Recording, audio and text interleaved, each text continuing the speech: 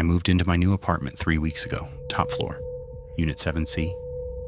It wasn't perfect. Cracked paint, thin walls, ancient radiators.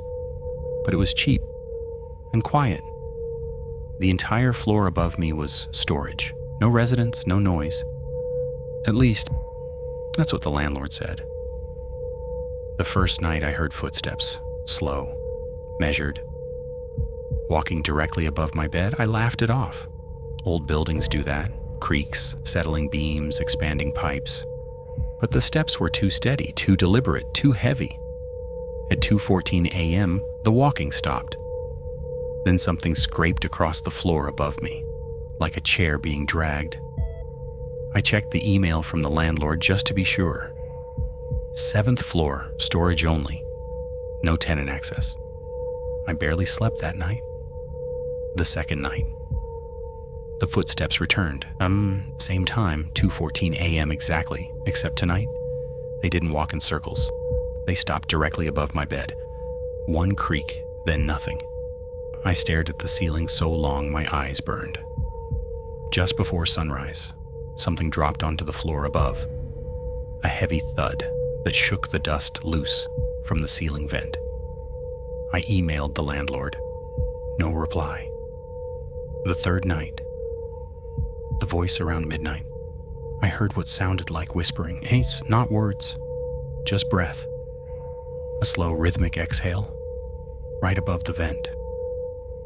I climbed onto a chair and pressed my ear against the metal grate. The whispering stopped instantly. Like whatever Wikias was up there knew I was listening. I stepped down slowly, then something tapped the vent from the other side. Once, twice, 3 times. Deliberate. The fourth night act, footsteps inside my apartment. At 2:14 a.m., I woke to footsteps again. But they weren't above me, they were inside my apartment. Soft, slow, cautious steps, moving from my kitchen toward the hallway. I froze in bed, too scared to breathe. My bedroom door was cracked open, just an inch, and through that crack, I saw the faint glow leaking in from the hallway. A shadow moved across it. I didn't blink, I didn't move. I just watched as something paused outside my door, in silence. Then, a whisper, right at the gap in the door. You hear me? My entire body locked up. I didn't sleep, I didn't move until the sun came up. The investigation, I stormed downstairs the next morning and demanded access to the floor above me. The landlord finally agreed, reluctantly, and unlocked the door to the 7th floor. The entire place was empty. Dust everywhere. Broken furniture stacked in corners, no footprints, no signs anyone had been living there. The landlord pointed at the ceiling beams and said, "Old wood. Sound travels weird." I knew he was lying. He rushed us back downstairs and locked the door behind us. Too quickly. The 5th night, the thing in the ceiling. I didn't plan on sleeping. I sat awake in bed watching the vent, waiting.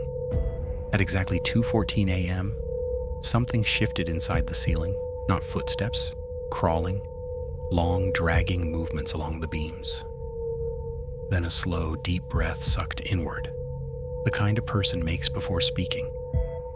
The voice came through the vent, muffled and wet. You moved into my bed. I scrambled backward, slamming into the wall. The vent screeched as something pushed against it from the inside. Metal bending outward, the screws groaning under pressure. Then a fingertip appeared through the slat. Pale. Too long. Bent wrong. It hooked the metal grate and pulled. The vent cover snapped off. Dust exploded into the room as something inside the ceiling shifted toward the opening. Closer, closer. Until 2 eyes appeared in the darkness. Not glowing, not animal, just human, but wrong. Too still. Staring straight at me, watching, studying. Like it had been waiting for years. The voice slid out again. You hear me, you see me, now I live below. The thing retreated back into the ceiling. The apartment fell silent. I bolted from the room, ran out of the building barefoot, and I haven't gone back. I don't sleep in apartments anymore, not under anyone, not above anyone. Because now I understand something the landlord never told me. There were no tenants above me. Not because the floor was empty, but because anything above that apartment didn't survive long enough to move out.